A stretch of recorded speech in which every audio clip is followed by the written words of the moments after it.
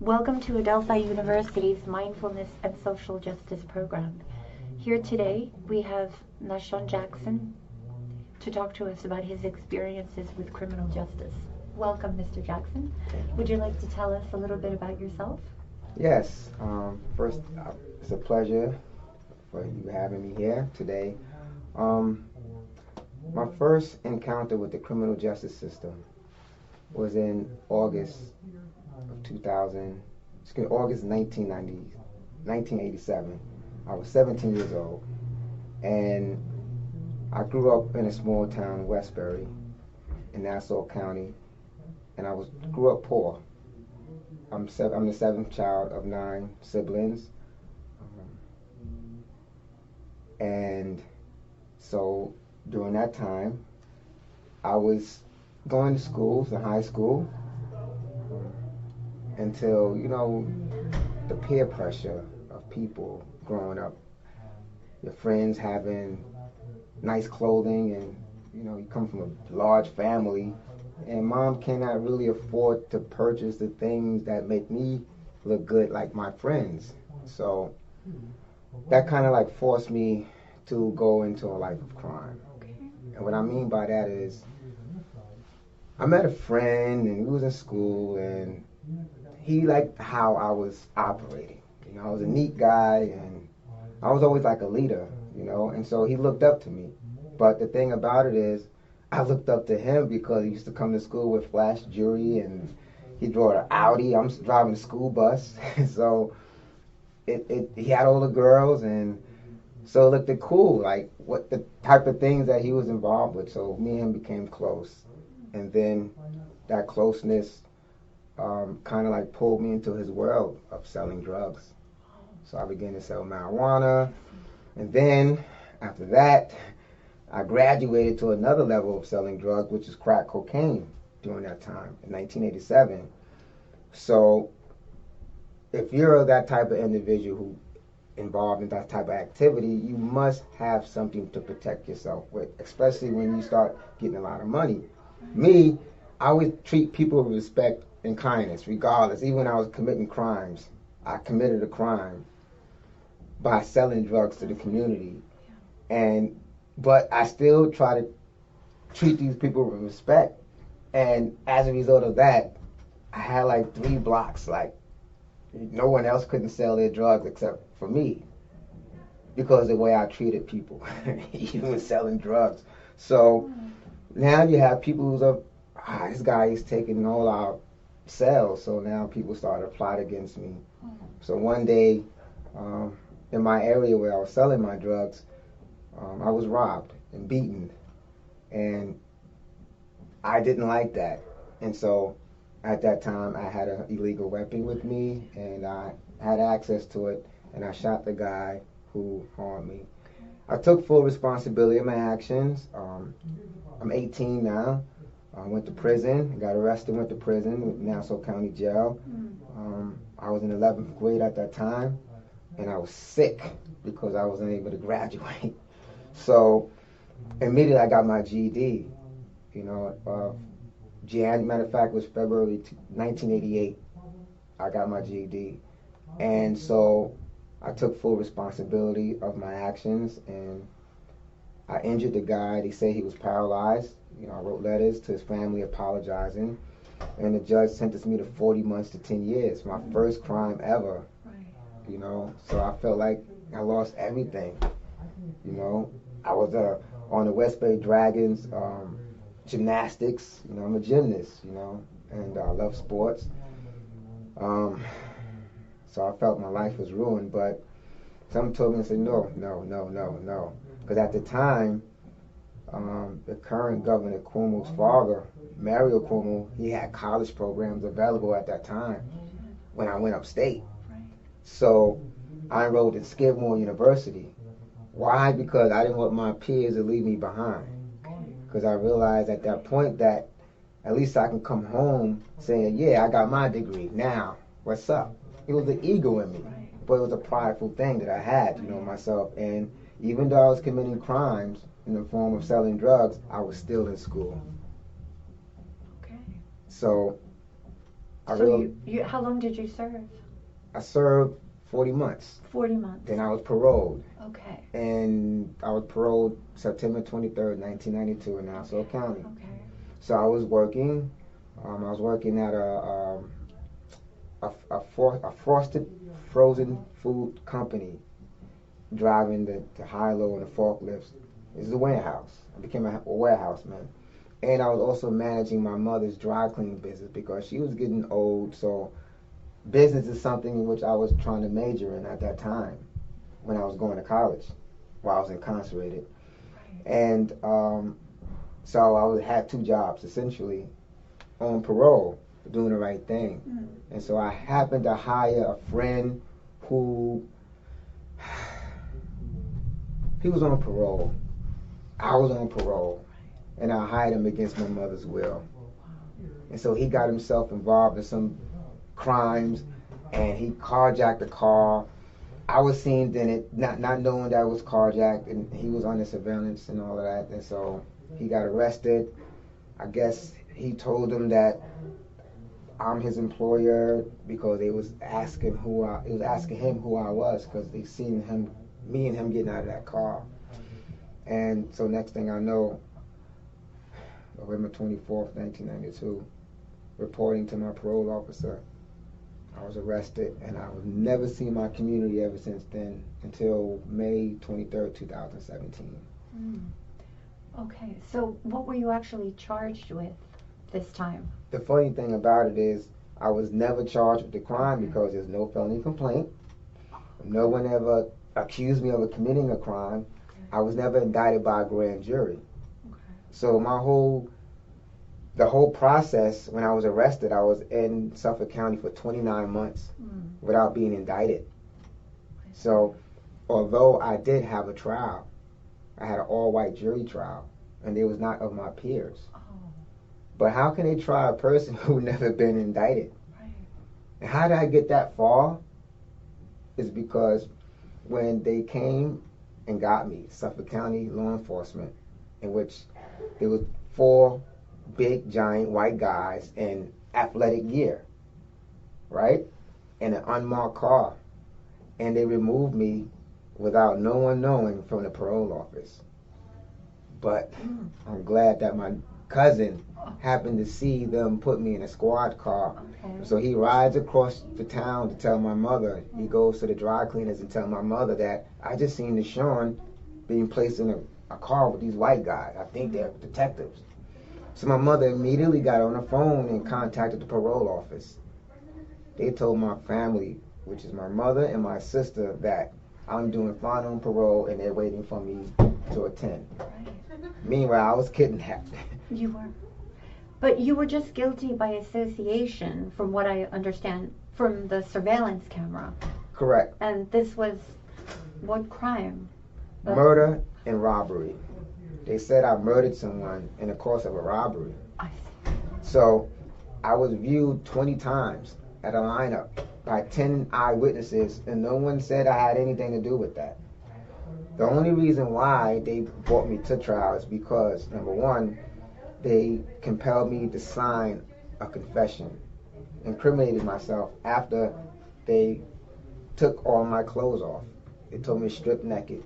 They took all of my clothes off and kicked them to a side. And they had me to pose nude in front of a camera, in front of these white men. All had deadly weapons loaded. And they made me pose nude in front of a camera, and they took naked photos of me. Those naked photos later on were showed to the public against my will, against my consent. And that was the first time I ever seen my behind when the district attorney told me to look at those photos of me naked and asked me, is that a fair description of me? I felt like a slave. Of So course. why did they do that? That would be a question that someone would ask. Why would they do that? Because I was part of their policy of when a person don't want to cooperate, because I wouldn't sign anything that I didn't do. They wanted me. They manufactured and orchestrated a statement, a confession that they wanted me to sign. Whatever happened with the guy who I hired. I don't know what he told them, but what happened was I ended up being in prison for 25 years to life for something that he did I had nothing to do with. So, did he admit it? He admitted that he did it, and he admitted that I had nothing to do with it. I understand. And I have the transcript, I have an affidavit showing, which he signed, indicating that he informed the police that I had nothing to do with this until they forced him. They beat him too. So I ended up having a fractured, my left rib was fractured, and I didn't know that until 5 years later when I got examined when I was at Greenhaven Correctional Facility in 1997. That's when they informed me that my ninth left rib was fractured. Because at the time when I came out of their custody, after they beat me, made me sign a statement, when I was brought before the judge, the lawyer that they gave me brought to the judge's attention of these injuries. And the judge ordered them to give me medical attention, but Suffolk County never did. So, to this day, I'm still fighting this case. I understand. This confession came because you wanted to stop the pain. Correct. Seems. I mean, so that's important. I mean, I'm handcuffed, naked to a chair, both arms, and they pounding on me. I had bruises and marks on my face, in which the judge counted them at arraignment, because my lawyer had to bring it to the judge's attention, and the prosecutor actually went on record in saying that my lawyer put those markings on me, and I have the transcripts. So all this evidence I have to show that I never committed this crime.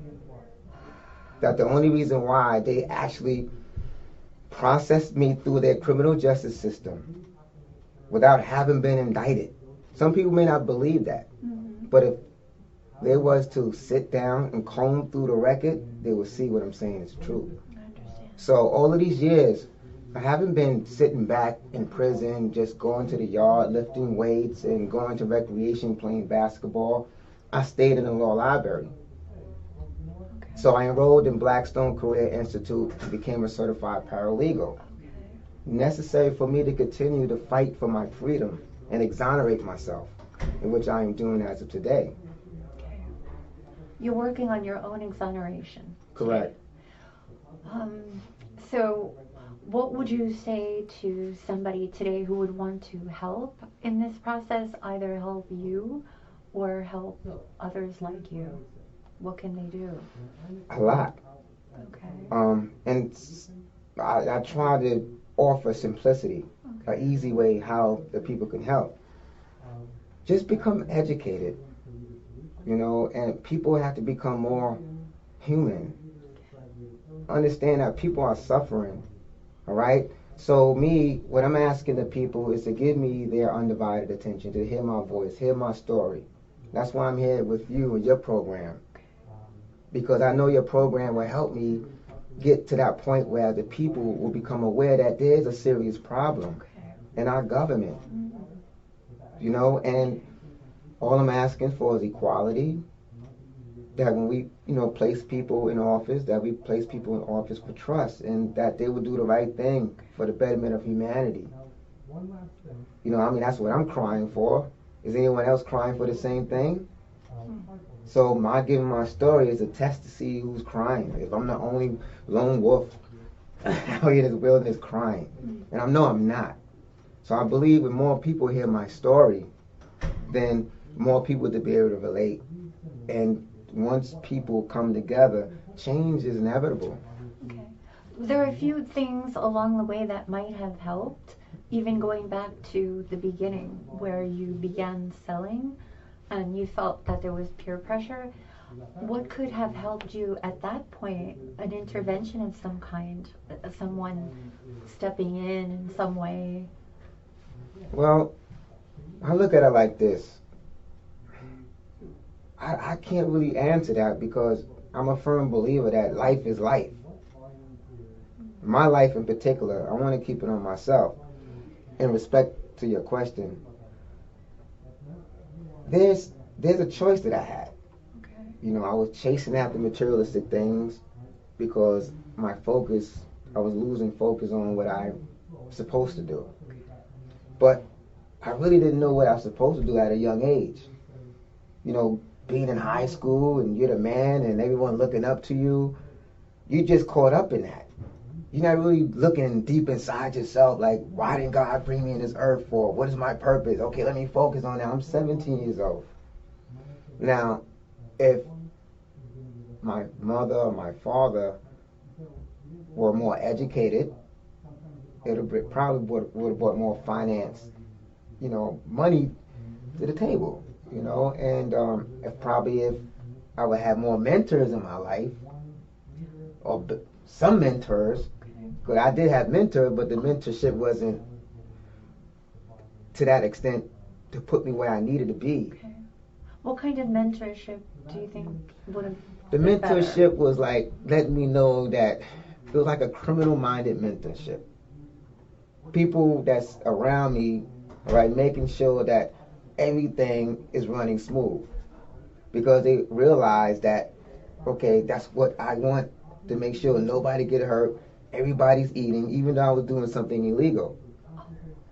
But these guys was giving me a mentorship, like, yes, you're doing good, you're doing fine. So that feeds me into thinking you're doing the right thing. Exactly. So what's the difference from a positive mentorship? Well, but then what if, knowing what you know now, you could have gone back and said, okay, what could have worked as a more successful? That's hindsight. Because there are people who today are in that situation. So if I'm understanding you, are you saying that what would I have done different back then? What could have, if you could have stepped back in time and said, something that would have mattered, or someone like you today who is in this situation, then what would make a difference? I believe that if I wasn't so gullible at the time when my friend Takeem came into my life, absent him, I think I would have been a gymnast. Oh, okay. I love swimming. I'm an athlete. Yeah. I didn't expect to become a paralegal. Okay. All right. So I love flipping when I was young. I used to break dance. I'm an athletic person. Oh, yeah. But all of that shift until like now I'm more or less scholarly, like trying to learn more. Education wise, because I know that knowledge is power, and the more information you have, the more liberation I feel that I have. Information, you'll be able to make wise and better decisions. Back then, my information was limited. It was limited to the environment that I grew up in and the people who I hung around with. But again, that's a choice that I made, and that choice is based upon what I felt was cool. And what I felt was cool led me to one thing, then the next thing, and everything I thought I was doing was cool wasn't cool. But I was trapped up in the mindset of selling drugs was cool because I was making a lot of money. I was bringing money home and putting it under my mother's pillow, helping with the family, and I was able to take care of people. So at the end of the day, I had something that I can use to help other people with. And be proud of it. And be proud of it, although it was against the law. Of course, I understand. So when you had this transformation along the way. Part of it was taking college courses at Skidmore. Then I know you did work for the Alternatives to Violence program. So how were those things shaping you at this time that made you see things differently, that you changed? Therapeutically. It's all part of therapy. It introduced me to things that I supposed to be introduced back then. That's right. Going back to your question. You got what you needed, but it was in prison. Right. Yeah. So and not everybody does.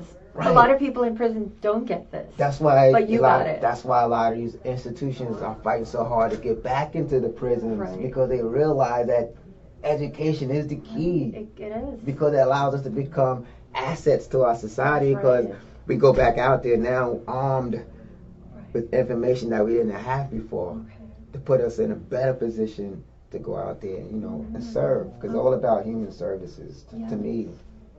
So. And Alternatives to Violence, I know that you were a leader in this program. Correct. So how does this impact you as you now go about your reform efforts? Because tell us a little bit about Network Security Services. Okay, so Yeah. I'm the outreach coordinator. Yeah. Okay, let me show you how.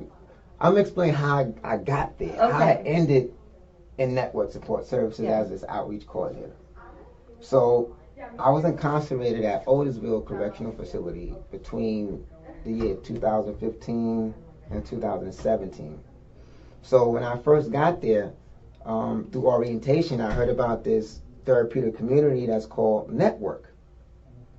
And so I read the pamphlet, and it clearly states that if you want to change, if you need to change, if you feel that you need to change, Network is. Then you turn the page and it breaks down exactly what Network is. So it's a positive environment for human development and a caring community where individuals help themselves and each other. That's something that I want to be a part of that. Yeah.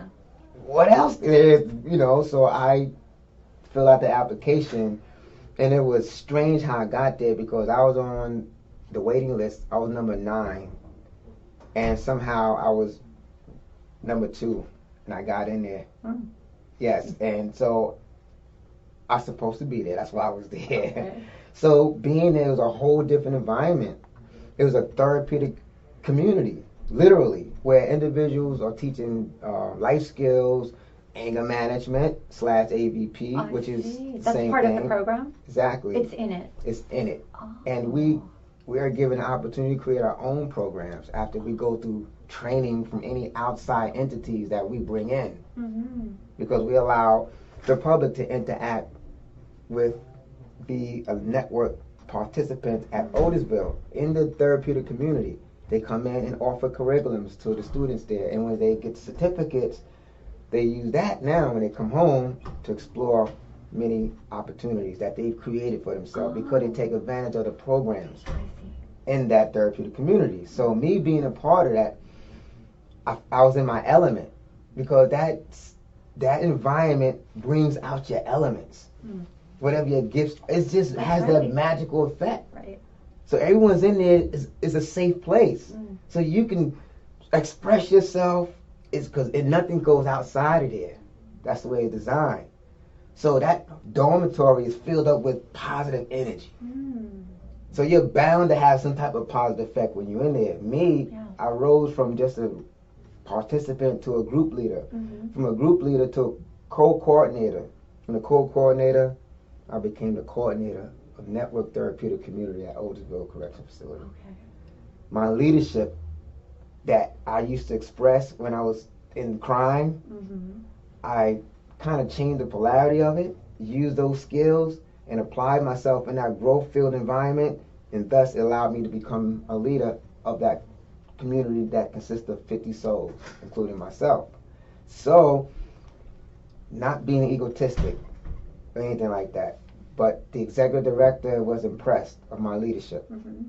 That she said upon my release, that she'll place me in the office and that she want me to serve as her outreach coordinator and to build her office, and that's what I've done.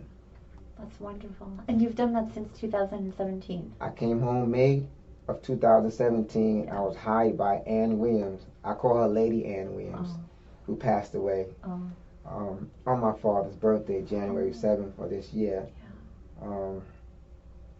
She placed me in the office June that next month.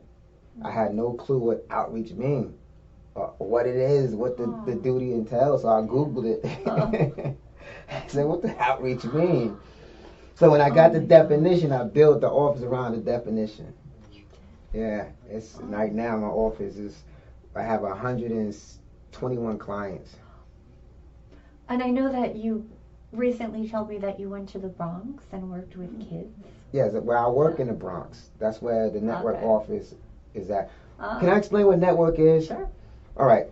Network Support Service Incorporated is a non-for-profit corporation, and our business is in reducing recidivism because we like to see taxpayers save money, and also to help men and women transition back into society without having to return back to prison, right? So what we do, we set them up with housing if they're coming home without any shelter. We have partners that we partnership with, and we refer them to these shelters. If they need jobs, we refer them to our partners and partner agencies to provide the jobs that they need. So what I do is, before these guys are discharged from our program in prison, I am required to have a profile on them. So all their activities, everything that they achieve, that comes to me, and I put together a summary for purposes of giving it to that potential employer, so he or she can have an idea of what that business is about to get.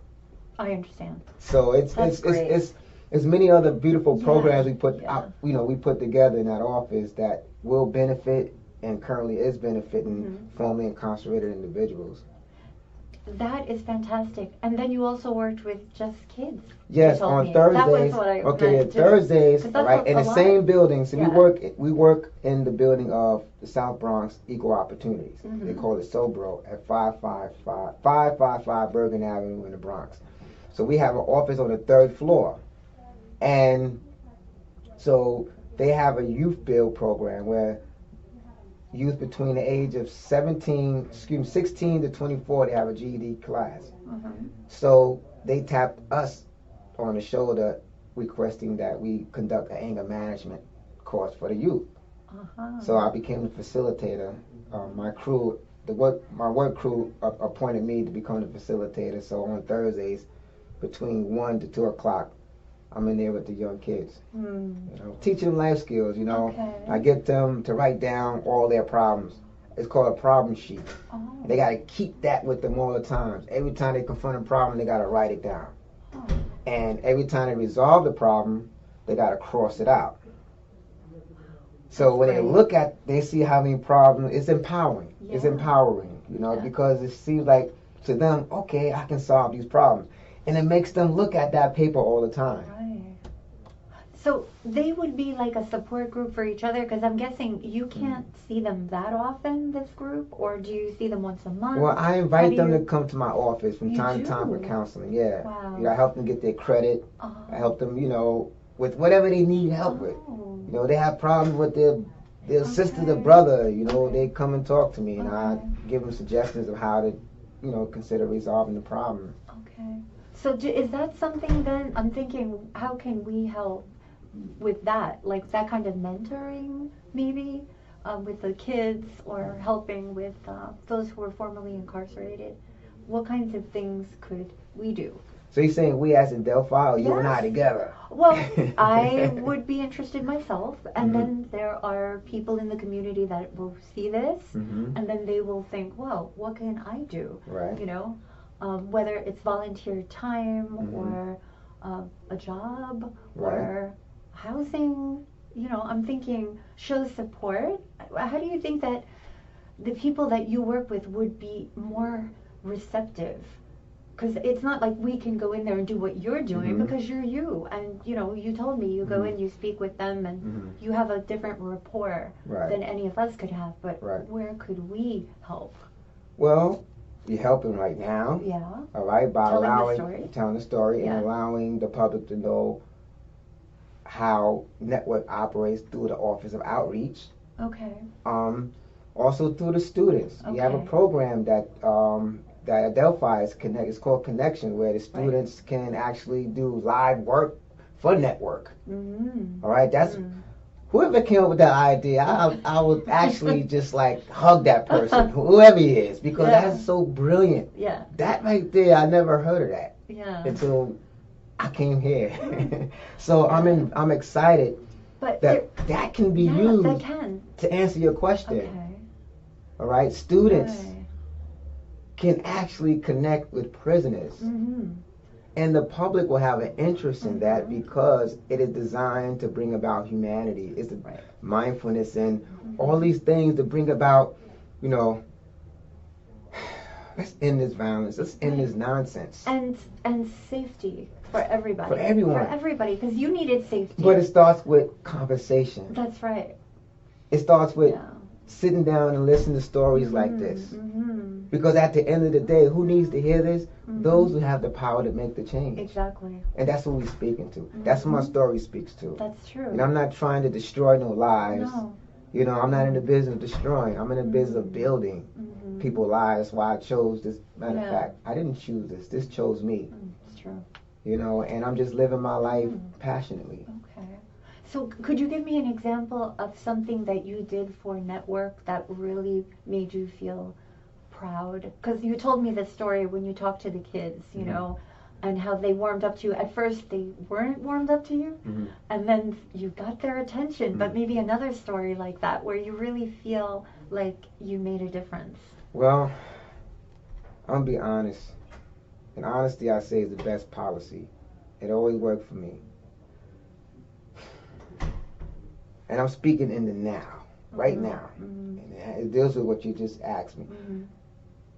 The idea of Network would be able to partnership with Adelphi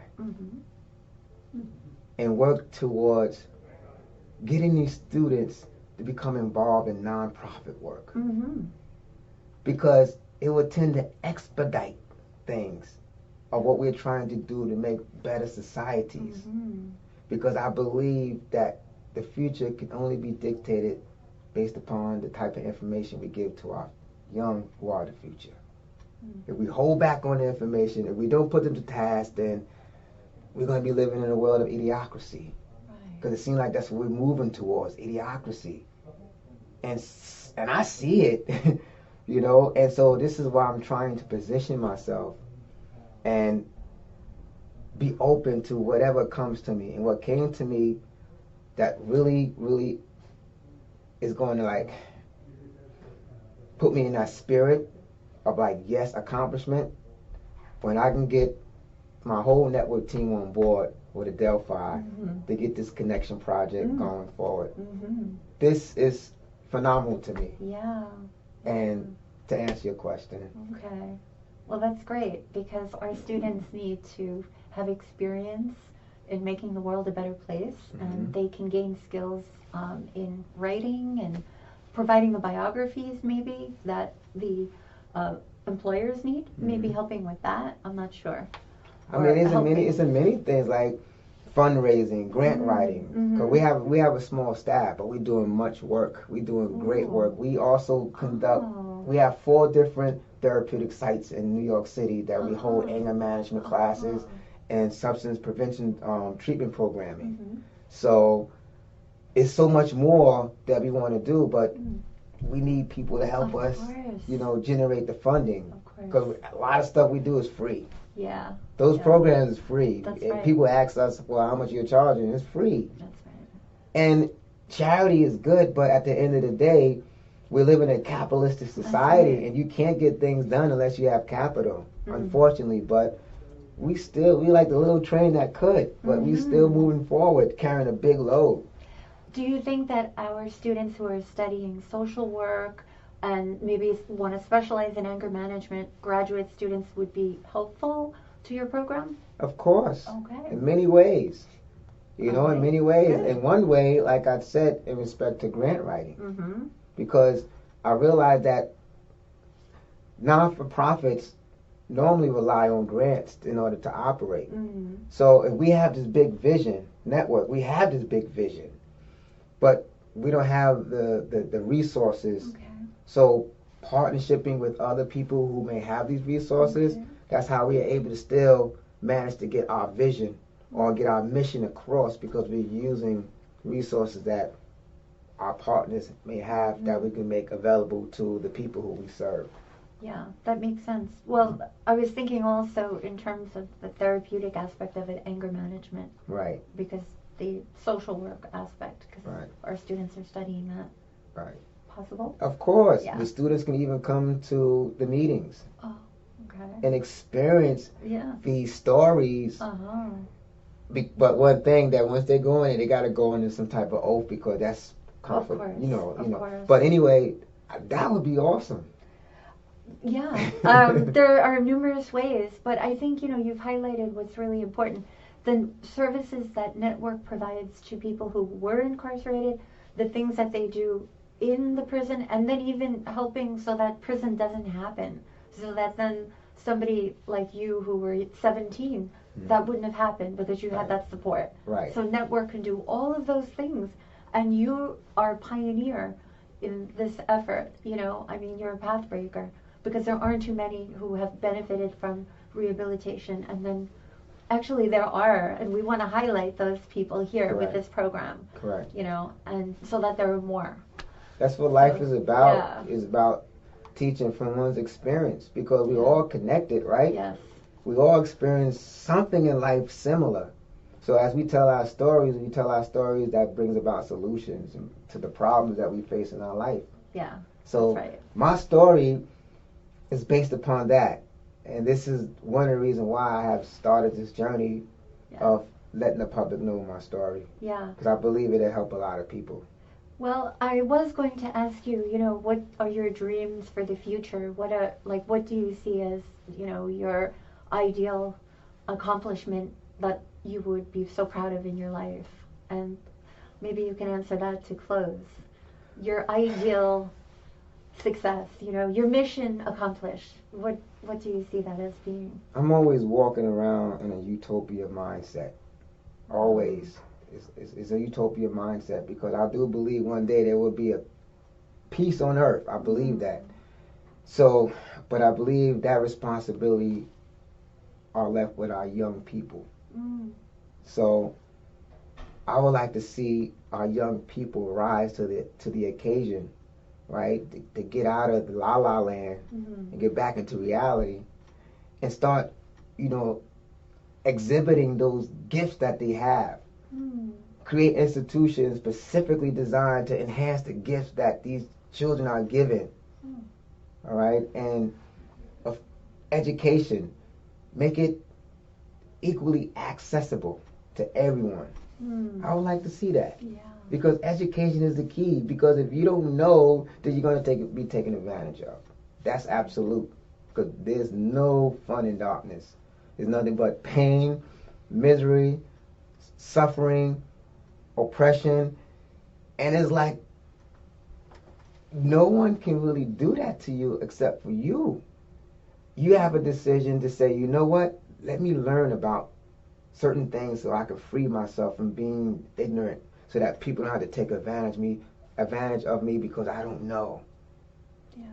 Yeah. So that's why education is very important, because it's empowering. It allows you to have opportunities in life. It allows you to know, it'll bring balance in your life, knowing where you at, knowing what you want. Because in order to know what you want, you got to know where you at. I believe. That's right. And that's what mindfulness is about, knowing what you want, what you need. Gotta know where you're at, because we're living in the present. It's always about the now. It is. If you don't understand that, you're going to get caught up in the past. Right. You're going to keep repeating it. That's right. I just want to close by saying, that you have graciously welcomed the possibility of answering questions for any viewer who has a question on how to help or how to make any changes that you feel that they can contribute to. You would answer emails. Of course. Okay, I just wanted to close with saying that. My life is an open book. You can ask me anything that you want. And any support that they might have for network and yourself, and any questions. So thank you so much. Thank you, This Chris. was very inspirational. You're always an inspiration. Thank you very much.